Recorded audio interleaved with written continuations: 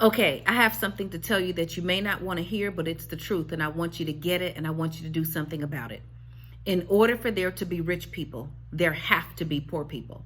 Let me repeat. In order for there to be rich people, there have to be poor people.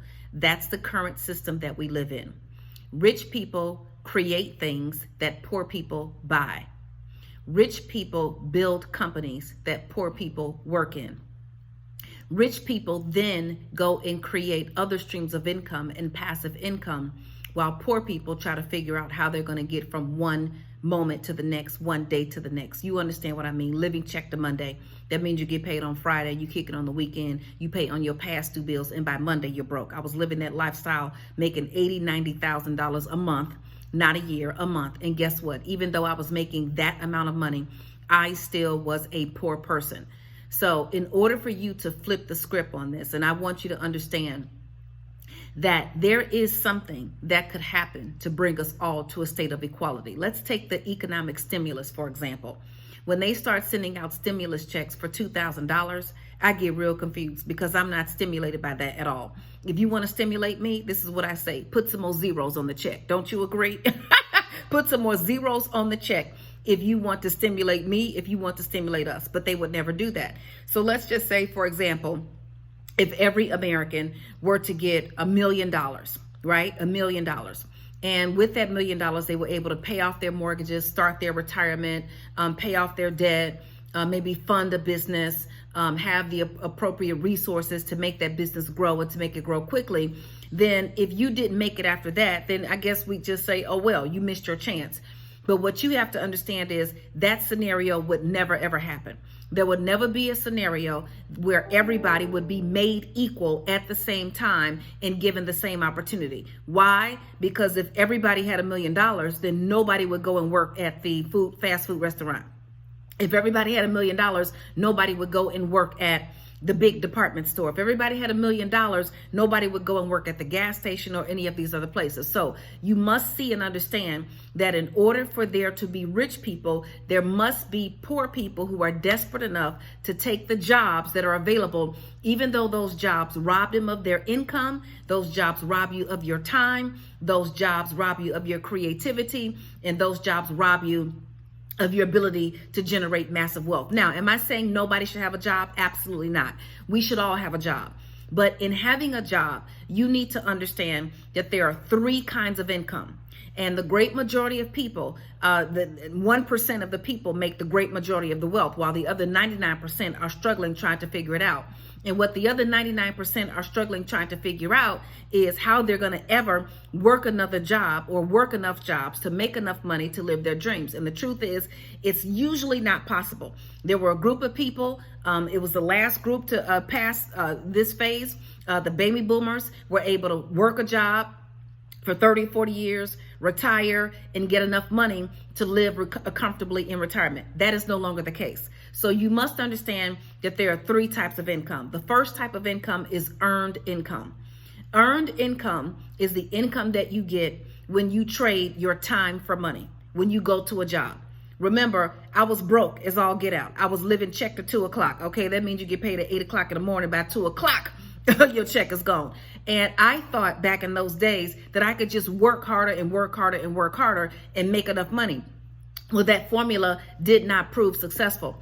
And the truth is, the more money you make, the more the IRS will take. So earned income is basically, it faces the law of diminishing returns, because at some point you just can't keep working. If you work 40 hours a week and make $10,000 a month, if you work 80 hours a week, do you think you're going to double to $20,000 a month? If you work 120 hours a week? No, because by the time you start working 120 hours a week, the quality of your work is going to diminish. So you'll never be able to work enough hours. You'll never be able to work enough hours to keep up. The second problem with earned income is it's taxed the worst. The IRS treats earned income in the most, it's in last place, because when you have earned income First, you have to earn the money, and you pay taxes on the entire amount that you earn. It gives no regard for your expenses. It gives no regard for all the bills that you have to pay. So it's the worst kind of income, and you can be taxed as high as 50%, okay? As high as 50%. So earned income is income that you get when you trade your time for money. That's what we were all taught. Go to school, get a good education, get a good job, go to church on Sunday, wear clean underwear in case you get hit by a bus. That's what my grandmother told me. But the whole idea was to go and get a good job. Now, I want you to get good jobs, but I don't want you to just stay there with a good job, because the second type of income is income from investments or capital gains.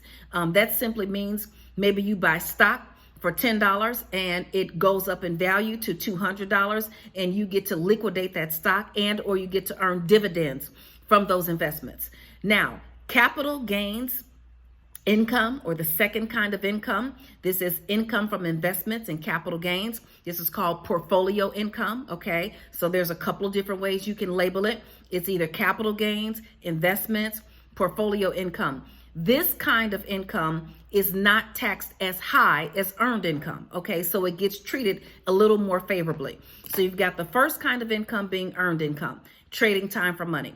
You've got the second kind of income being money that you invest, and then you earn income from the money that you invest. But here's the third kind of income, and this is the best kind of income. This is passive income.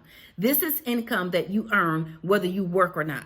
This is income that you earn. You don't have to do anything. You don't have to wake up. You don't have to go to sleep. You can just drift off onto the beach if you want to. Passive income, the main source of passive income is income from a business. If you can start a business and then you can set up proper systems in that business so other people can work in the business, and then you can stop working, okay? The business will continue to make money. The third thing about that, or the best thing about this business income, this third kind of income, is it has the most favorable tax benefit. Robert Kiyosaki says it. Mitt Romney follows it. The president follows it. All kind of wealthy people follow this theory of business, because what happens with business income, when you earn the income, first the IRS says deduct all of your expenses that you use during business. So if you used your cell phone, if you took a business trip, if you drive your car, if you hire your kids, all of these things that you can do, the IRS says over 400 times, hundreds of times, that if you have a business, not only am I going to put you in a position where you have passive income, but you are also going to pay less taxes. This is why the rich are getting richer, and this is why the poor are still trying to figure it out. Now, let me tell you something. We are in a season right now of opportunity. This is massive opportunity. Please do not get this wrong. Please do not get dismayed, confused, or fall into a state of delusion regarding what's happening in our economy right now. What's happening in our economy right now is three things. This economy is creating millionaires, billionaires, and witnesses. Which one are you going to be? Millionaires, billionaires, and witnesses. Which one are you going to be? So how are you going to transfer from being solely focused on earned income? Earned income, remember, it's trading time for money. You're going to meet the law of diminishing returns. The law of diminishing returns basically says that the more you put in, the less you'll get out. That's really what happens. The more money you make, the more the IRS will take. I remember my first $20,000 check. I thought I was going to get about $17,000 after taxes. The check was like $9,000. I thought I was going to pass out and die, literally. But I couldn't pass out and die because I needed my money, okay? So I called the IRS. People said, well, why'd you call the IRS? Because they're the ones who had my money. And when I spoke to the withholding agent, I learned what a valuable lesson, that I was going to be taxed more and more and more and more the more money I made. So earned income is the worst kind of income because you're trading time for money. You're eventually going to run out of time, and you're going to run out of money as well, because the IRS is going to tax way more than the IRS than it taxes on other kinds of income. The second kind of income is income from capital gains, investments. It's called portfolio income. You need some investments. Put some money in an IRA. Put some money in a 401k. Start a mutual fund. Start small, $25, $10. Go to my website at asklynn.org. Submit your inquiry. Wait for your reply. Set up a consultation with me. Join the Entrepreneurs Academy so I can teach you and show you what to do. You don't have to start big. You don't have to start big. As a matter of fact, you don't have to start all you have to do is start. That's all you have to do is start. The third kind of income, this is where my passion and everything just jumps out. Business income. There's so many businesses.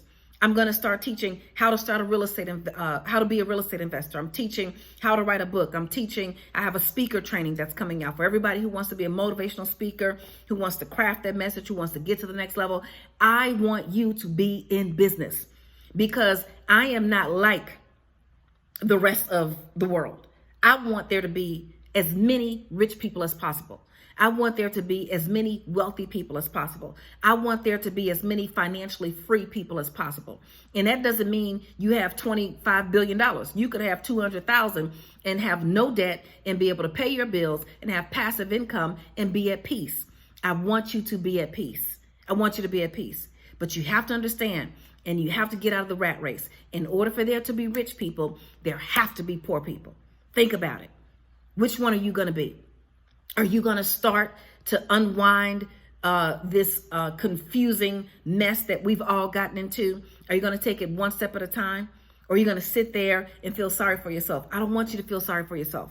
I know that things are tight. I know that this is a struggle. I know that times do not look like they're great. I know that it's a bleak season, or it looks like it's a bleak season. But the truth is, if you can look up, you can get up. As my friend Les Brown says, as my friend Russell Simmons says, you can't fail until you quit. Now is not the time to quit.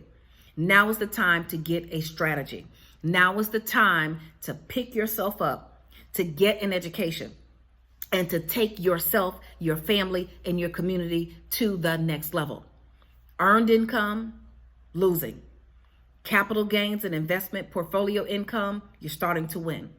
Passive income through businesses and other ways that you can bring in money without working. That's the whole idea. You want to be able to bring in money without picking up anything. Okay? That's what you want to do. And you can do it. In order for there to be rich people, there have to be poor people. But what I'm saying to you is that does not have to be your fate. Let's do it.